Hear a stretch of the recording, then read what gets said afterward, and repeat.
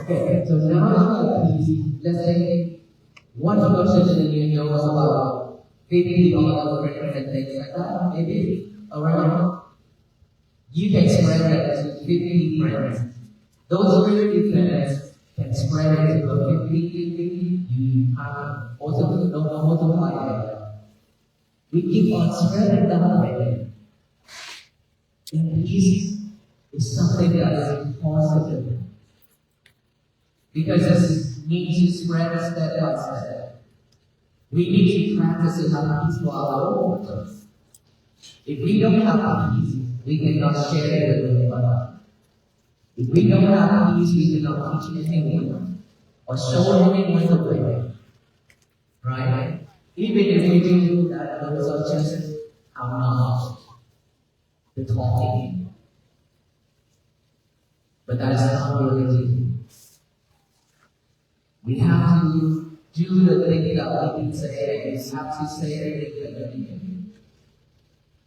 So in order for us to share, we have to have peace with them. And in order for us to have peace, there is a long way except practicing mindfulness.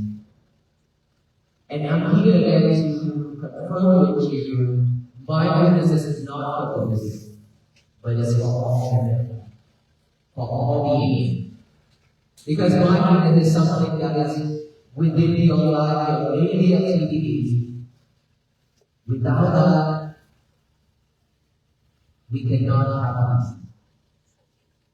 I mentioned right at the beginning that we have animals, wild animals within our mind.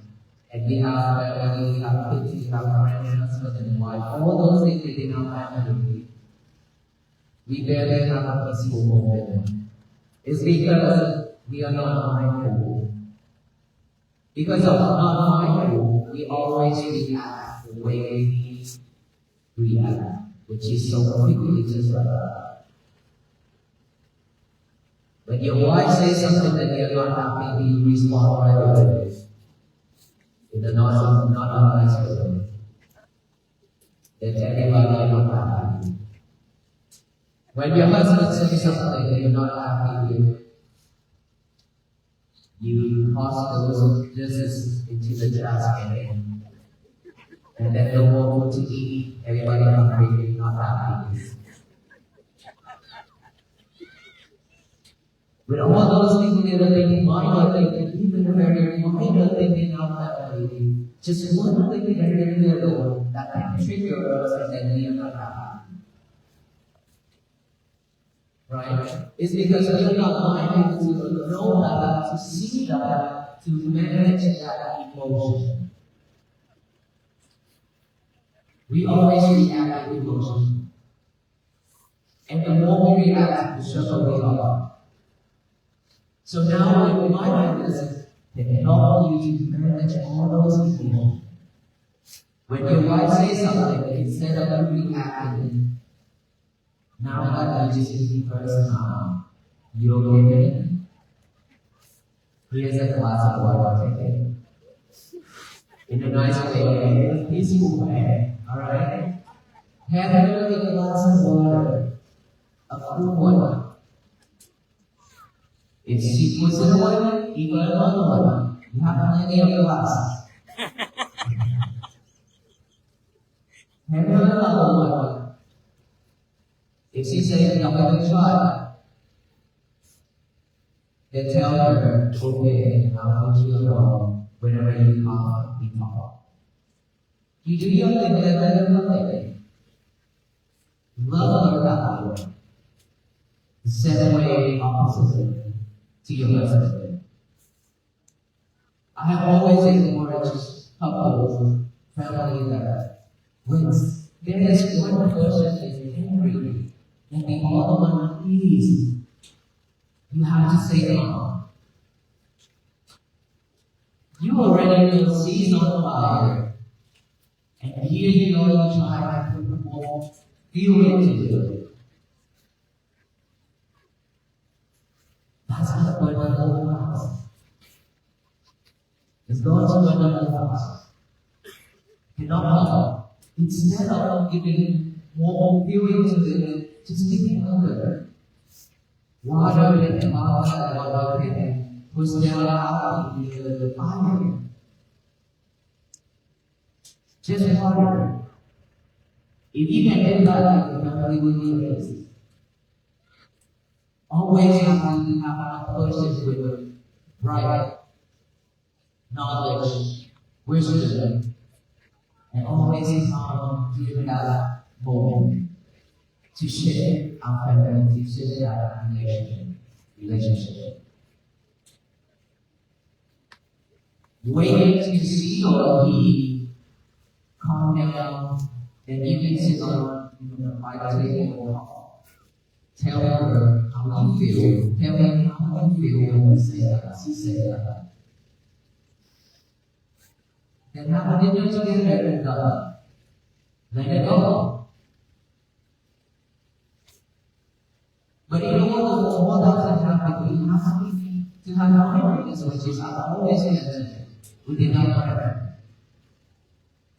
The breathing itself will help you to stop everything. Instead of just breathing to survive the way we used to be, without any concentration on our breath, now all we need to just add awareness to each and every breath going in and out. Now you breathe normally, just breathe normally.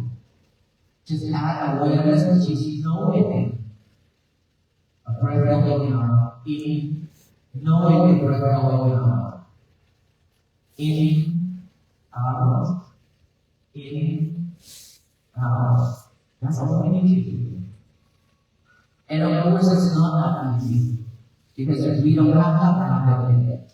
Our habit is just to breathe and do something else. You don't have to breathe just to breathe. Now I'm asking you breathe. To breathe means you have to sit down and let go of everything. You have to stay in one place. Do that. If you can do that, you practice mindfulness. If you could do that, you can see your breath. If you cannot let go of everything else, it's very difficult for you to practice this.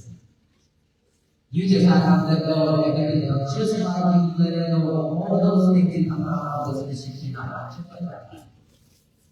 Did you have to make a lot of decisions come out here? There's still have family members because you put it all those things to do, right? But you will need to come out here. That's determination and patience to get here. Patience to stand in the cold.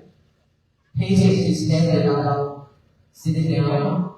A lot of things, a lot of effort. Secondly, when we need to practice this mindfulness, we have to struggle with patience. We have to have patience with it. We need to put effort into There's it. no sound in.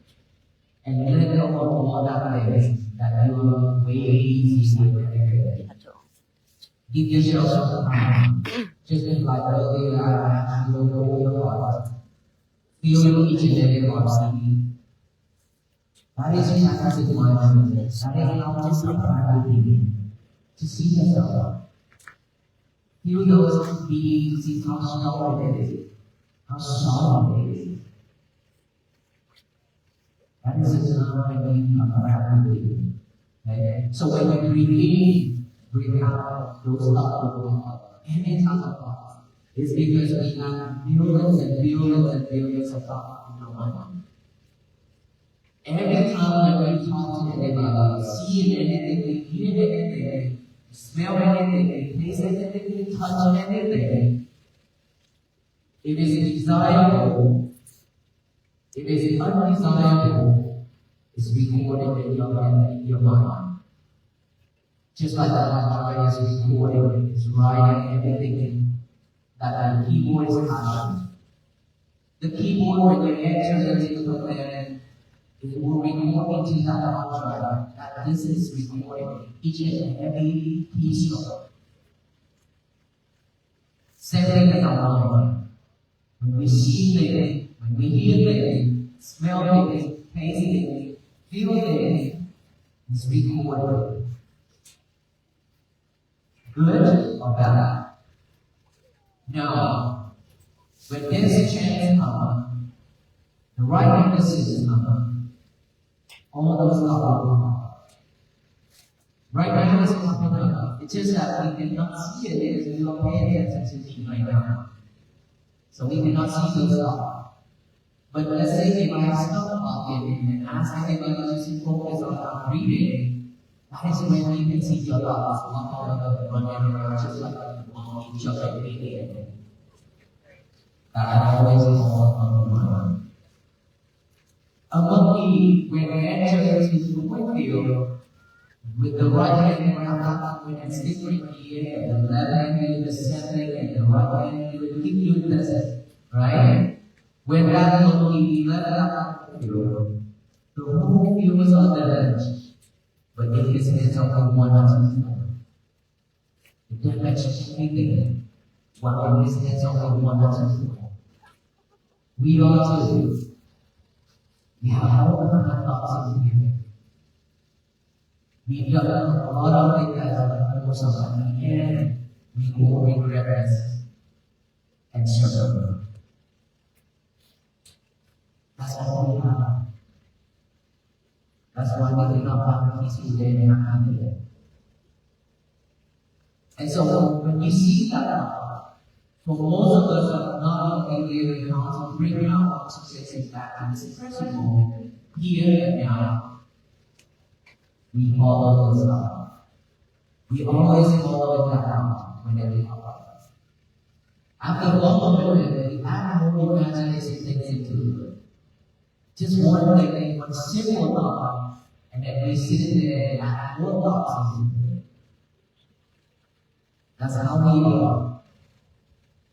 Now when we meditate, when we train ourselves to have mindfulness, we don't follow it anymore. Unfortunately, without no habit of following thought, it's continuing following.